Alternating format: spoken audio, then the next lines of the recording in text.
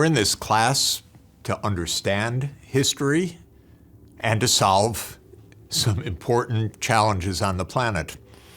We've discussed the challenges of poverty in a world of wealth, of social inequalities, of environmental degradation, and of war.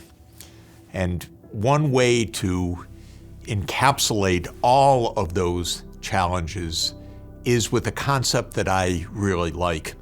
It's a very good one indeed. It's so good that the entire world community, and specifically the 193 member states of the United Nations, have adopted and endorsed this concept as their guidepost for how we should proceed in the 21st century.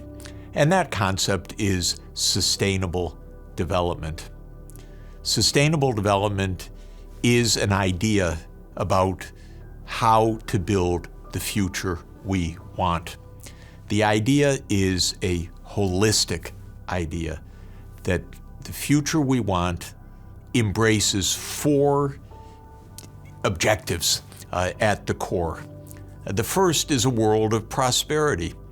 We want to be able to live with confidence in having enough food to eat that we're avoiding hunger, to have shelter, to have social protection, to have decent livelihoods and incomes so that we can enjoy leisure.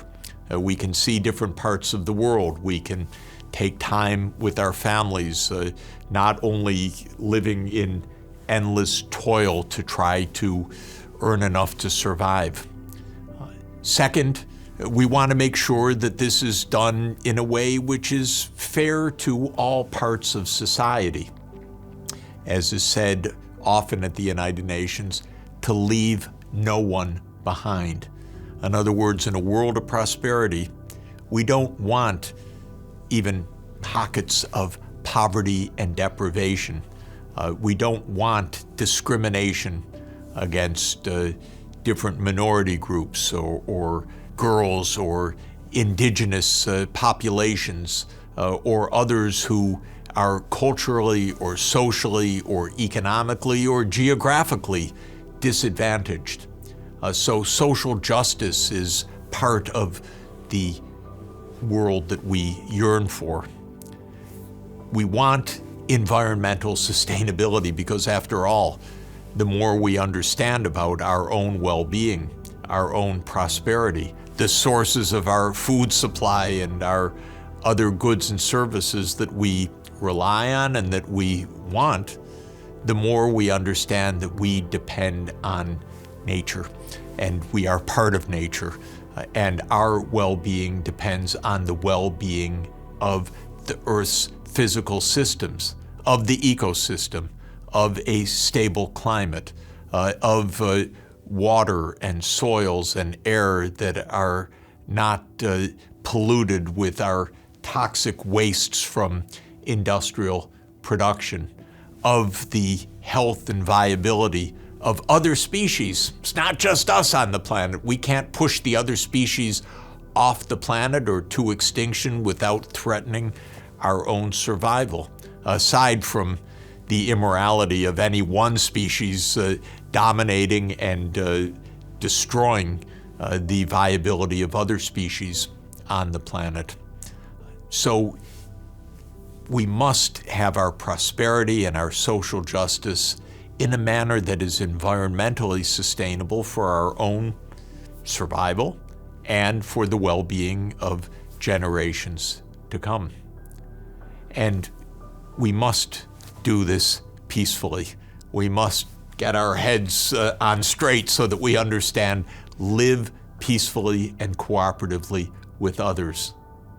Avoid the temptations to label others as enemies or as subhuman or as a threat to one's own survival, rather than understanding that all parts of the world, different societies, different cultures, different ethnicities, different religious groups, different nations, are essentially striving for the same things that we want: prosperity, a future for our children, a safe, environment, the opportunity to enjoy the good things in life, to live decent lives with our families and our communities. These are common aspirations of humanity all over the world, and they are a basis for a shared ethical framework that can help us to find peace and cooperation. The idea of sustainable development is we want those four objectives: prosperity, social justice, environmental sustainability, peace, and cooperation as the pillars of our world. Now, this concept of sustainable development has been building and developing in diplomatic terms all the way back to a transformative report of a commission led in the 1980s by the then Prime Minister of Norway, Dr. Gro Brundtland, who brought the phrase sustainable development to the world's attention. And the idea was adopted at a very important global summit called the Earth Summit in Rio de Janeiro in 1992. And it was in 1992 that sustainable development became the framework in which the world's governments agreed to cooperate. In 2015, the UN member states, the 193 nations that are members of the UN, jointly adopted 17 sustainable development goals that, taken together, embrace these four major dimensions of sustainable development: prosperity, social justice, environmental sustainability, and peace and cooperation. They're quite wonderful goals.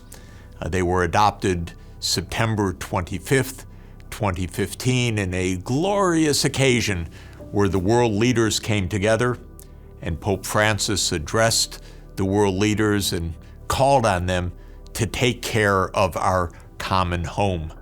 And the world leaders unanimously adopted the 17 Sustainable Development Goals as the framework for global cooperation in the years ahead. And these goals will be our framework as well in the ages of globalization as we seek the solutions to those great challenges of poverty in a world of wealth, and social injustice, and environmental degradation, and war and conflict.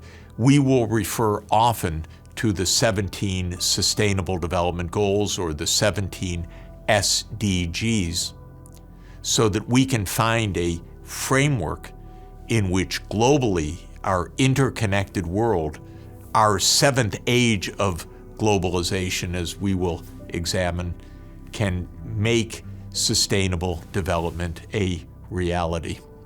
The goals are quite wonderful. SDG 1 calls on us to end extreme poverty. It can be done. SDG 2 calls on us to end hunger on the planet.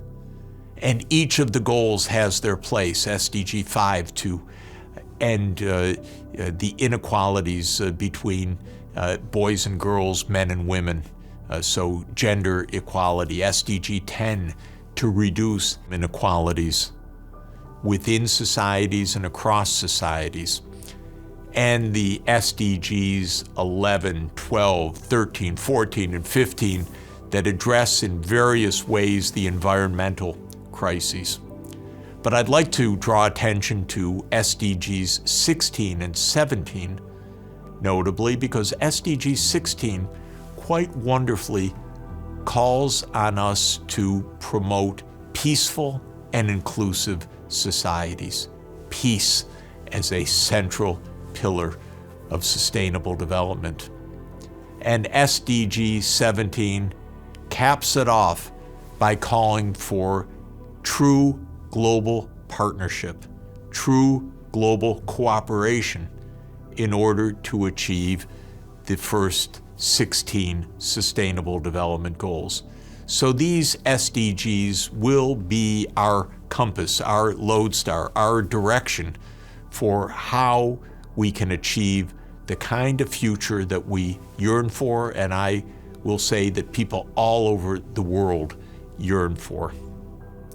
In order to achieve the 17 SDGs, of course, we have to understand the underlying challenges. We have to understand the roots of poverty, or the sources of environmental degradation, or the causes of war. And for us in this class to understand these challenges and also to understand the solutions to them, we will turn to history.